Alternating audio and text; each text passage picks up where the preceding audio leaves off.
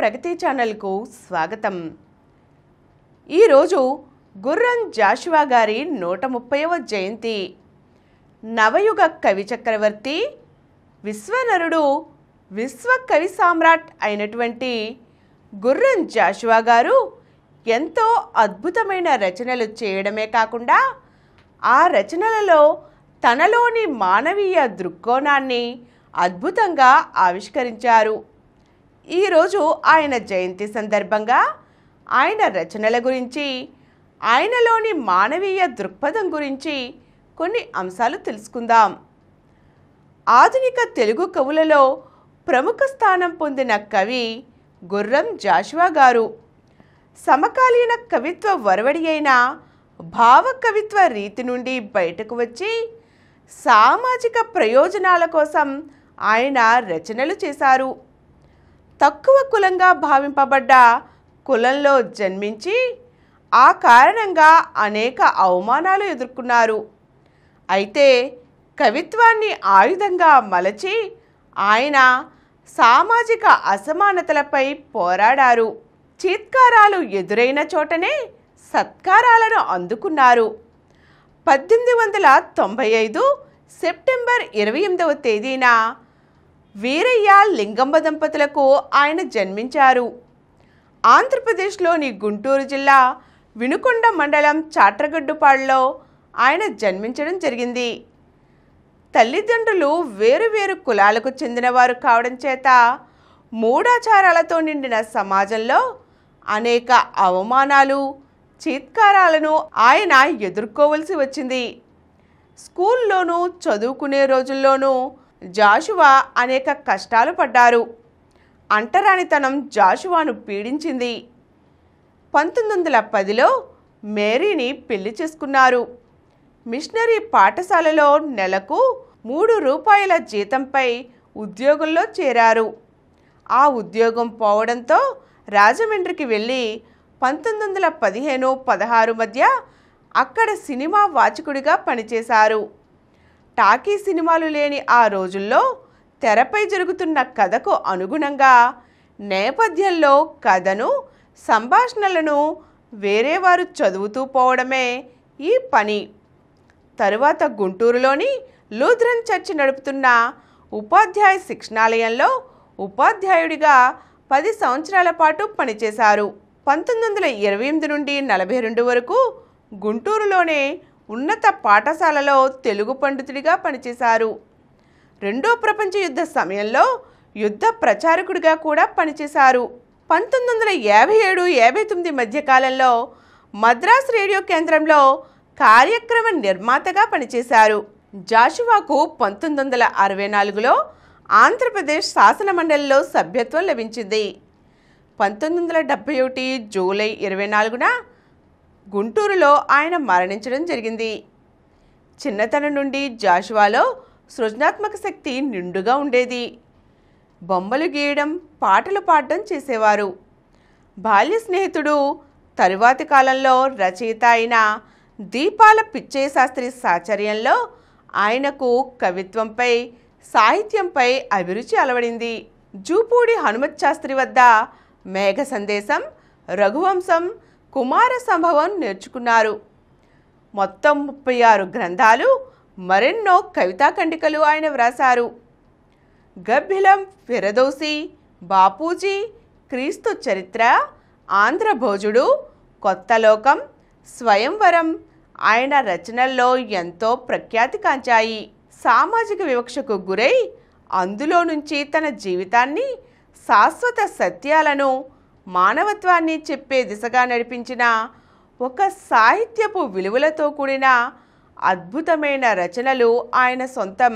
తొలి తెలుగు దళిత కవిత్వం అంటే గుర్తుకు వచ్చేది గబ్బిలమే. ఇది ఒక పద్య కావ్యం. తొలి దళిత కవి జాషువానే. గబ్బిలం రచనాకాలం 1941. అప్పటికి భారతదేశంలో స్వాతంత్రం రాలేదు, భారత రాజ్యాంగము లేదు. కుల వివక్ష అనే ఒక రాచపుండు భారతదేశంలో తెలుగు నేలతో సహా అత్యంత దారుణమైన పరిస్థితులు ఉన్న రోజుల్లో ఒక అరుంధతి సుతుడి యొక్క వేదన ఎలా ఉంటుందో తెలియచేస్తున్న కావ్యం గబ్బిలం. ఒకసారి జాషువా తోటి కవులతో పాటు ప్రయాణిస్తున్నప్పుడు ఒక్కొక్కరు ఒక కవితను చెప్పమన్నారు. అప్పుడు జాషువా కూడా ఒక కవిత చెప్పగా కవులందరూ భలా భలా అని మెచ్చుకున్నారు. అందులో ఒకరు మీది ఏ కులం అని ప్రశ్నించగా చాలా బాధ వేసింది జాషువా గారికి. నా కవిత వధూటి వదనంబు ఎగాదిగా చూసి భలీ భలీ అన్నవారు మీదే కులమన్న ప్రశ్న వెలయించి చివాలున లేచిపోతే బాకున గుమ్మినట్లేగును పార్థివ చంద్ర వచింపసిగ్గగున్ అని బాధపడ్డారాయన. జాషువా రచనల్లో గబ్బిలం కావ్యం సర్వోత్తమమైనది. కాళిదాసు మేఘ సందేశం తరహాలో ఇది సాగుతుంది. అయితే ఈ సందేశాన్ని పంపేది యక్షుడు కాదు, ఒక అంటరాని కులానికి చెందిన కథానాయకుడు. తన గోడును కాశీ విశ్వనాథునికి చేరవేయమని గబ్బిలంతో సందేశం పంపడమే దీని కథాంశం. ఎందుకంటే అప్పటి కాలంలో గుడిలోకి అరుంధతీసుతులకు ప్రవేశం లేదు. కానీ గబ్బిలానికి అడ్డు లేదు కదా. ఈ కావ్యంలో కవి కథానాయకుడి వేదనను వర్ణించిన తీరు మానవ హృదయాలను కలిచివేస్తుంది. కవితా విశారద, విశ్వకవి సామ్రాట్ బిరుదు గల జాషువా అంటరానితనంలోని అవమానాన్ని, దారిద్ర్యంలోని బాధను స్వయంగా అనుభవించారు. తోటి సోదరులు, బంధువులు అంధకారంలో రోజువారీ కూలీపై జీవిస్తున్న వారి గాథలను, బాధలను స్వయంగా చూశారు. ఆ బాధల్లో నుంచి వచ్చిన అక్షర రూపమే గబ్బిలం. ప్రతిమల పెండ్లి సేయుటకు 100,000 వ్యయించుగాని దుఃఖితమతులైన పేదల, ఫకీరుల, శూన్యములైన పాత్రలన్ మెదుకు విదల్పది భరతమేదిని 33 కోట్ల దేవతల ఎగవడ్డ దేశమున భాగ్యవిహీనుల క్షుత్తు లారునే అంటూ దేవుళ్లకు కళ్యాణం చేయడానికి 100,000 ఖర్చు చేస్తారు. కానీ ఆకలితో బాధపడుతున్న పేదలకు కానీ, ఫకీరులకు కానీ వాళ్ళ పాత్రల్లో అన్నం మెతుకులు విదిలించరు. అలాంటి భారతదేశంలో 3 కోటి దేవతలు ఉన్నా ఆకలితో అలమటించేవారికి మాత్రం ఆకలి బాధలు తీర్చేవారే లేరు. సమసమాజంలో జరుగుతున్న విషయాలను పాఠకులకు కళ్ళకు కట్టినట్లు వివరించడంలో జాషువా ఒక మహోన్నతమైన స్థానం నిర్వహించారు. ఆలయంబున నీవు వ్రేలాడు వేళ శివుని చెవి నీకు గొంత చేరువగనుండు మౌనికగరాగ్ని పూజారి లేని వేళ విన్నవింపుము నాదు జీవిత చరిత్ర. దేవుడు కరుణించిన పూజారి వరమియ్యడు అనేది పాతబడ్డ సామెత. అమ్మా గబ్బిలమా, శివుడికి పంచముల ఆక్రందనలు విన్నవించే సమయంలో పూజారి గనక విన్నాడంటే నీకు ప్రాయశ్చిత్తం తప్పదు. అంతెందుకు, పూజారికి ఆ పరమశివుడు కూడా భయపడతాడు. నీవు విన్నవించే విషయం పూజారికి తెలిసిందని ఆ దేవదేవుడికి తెలిస్తే అతడు కూడా నీ మీద కోపగిస్తాడమ్మా. కాబట్టి పూజారి విషయం జాగ్రత్త అని హెచ్చరిస్తాడు. ఇలా ప్రతి పద్యంలో జాషువా పాఠకుల కళ్ళ ముందు ప్రత్యక్షమవుతాడు. అదీకాక వాని నైవేద్యమున నంటుపడినవాడు 3 మూర్తులను కూడా గూడు లేదు. నీవు దేవుడు పెట్టిన నైవేద్యమును ముట్టుకున్నావనుకో ఆ త్రిమూర్తులకు కూడా ప్రసాదాలు ఉండవు. ఎందుకంటే నీవు నా వంటి అభాగ్యుడి ఇంటికి వచ్చి దేవాలయానికి వెళ్ళావు కదా అని తన ఆవేదన తెలియచేస్తాడు.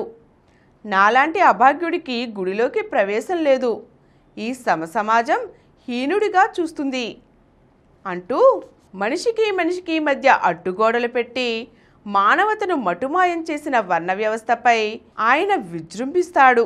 అహర్నిశలు కష్టపడి పండించే ధాన్యాన్ని ఆలయంలో దేవునికి నైవేద్యంగా సమర్పిస్తారు. కానీ ఆ ధాన్యం పండించేవారికి మాత్రం ఆలయ ప్రవేశం ఉండదు. మానవతా విలువల్ని మట్టిలో కలిపేస్తున్న మనిషికి మనిషికి మధ్య అగాధాన్ని సృష్టిస్తున్న వర్ణ వ్యవస్థ మీద ధ్వజమెత్తి అందరూ సమానమనే సిద్ధాంతాన్ని జాషువా ప్రతిపాదించారు. నవయుగ కవి చక్రవర్తి జాషువా ఎన్నో పురస్కారాలు బిరుదులు పొందారు. 1964లో క్రీస్తు చరిత్రకు కేంద్ర సాహిత్య అకాడమీ అవార్డు, 1970లో ఆంధ్ర విశ్వవిద్యాలయం కళాప్రపూర్ణ బిరుదుతో సత్కరించింది. 1970లోనే పద్మభూషణ్ అవార్డు వరించింది. మధుర శ్రీనాథ, కవికోకిల బిరుదులు, తిరుపతి వెంకట కవుల్లో ఒకరైన చెల్లపిల్ల వెంకటశాస్త్రి స్వయంగా జాషువా కాలికి గండపెండేరం తొడిగి ఆ కవీశ్వరుని పాదం తాకి నా జన్మ ధన్యం అయిందని పేర్కొనడం జాషువాకు మధుర స్మృతులు. నాకు జీవితం ఎన్నో పాఠాలు నేర్పింది. నాకు 2 గురువులు. 1 నాకు సహనాన్ని నేర్పింది. 2వది నాలో ఎదిరించే శక్తిని, ధైర్యాన్ని ఇచ్చింది. దారిద్ర్యాన్ని జయించి కులమత భేదాలకు అతీతంగా మానవత్వం గల మనిషిగా నిరూపించుకున్నాను. మహోన్నత మానవతామూర్తి, దళిత చైతన్య కవితాదీప్తి గుర్రం జాషువా. వడగాడ్పులు నా జీవితమైతే వెన్నెల నా కవిత్వం అన్న జాషువా కవితాభావాలు సిగ్గుపడుతూ నడిచి వచ్చే జవరాలలా ఉంటాయి. జాషువా సామాన్యుడి నుండి ధనవంతుల వరకు సమాజంలో ఉన్న అన్ని వర్గాల ప్రజల నోళ్లలో అక్షరంగా నేటికి జీవించే ఉన్నారు. ఆయన అమరుడు. ఈరోజు మనం విశ్వనరుడు, కవితా సామ్రాట్ అయినటువంటి గుర్రం జాషువా గారి 130వ జయంతి సందర్భంగా ఆయన రచనలలోని ఔన్నత్యాన్ని, ఆయన భావాలను తెలుసుకున్నాం కదండి. మరో చక్కని అంశంతో మళ్ళీ కలుద్దాం.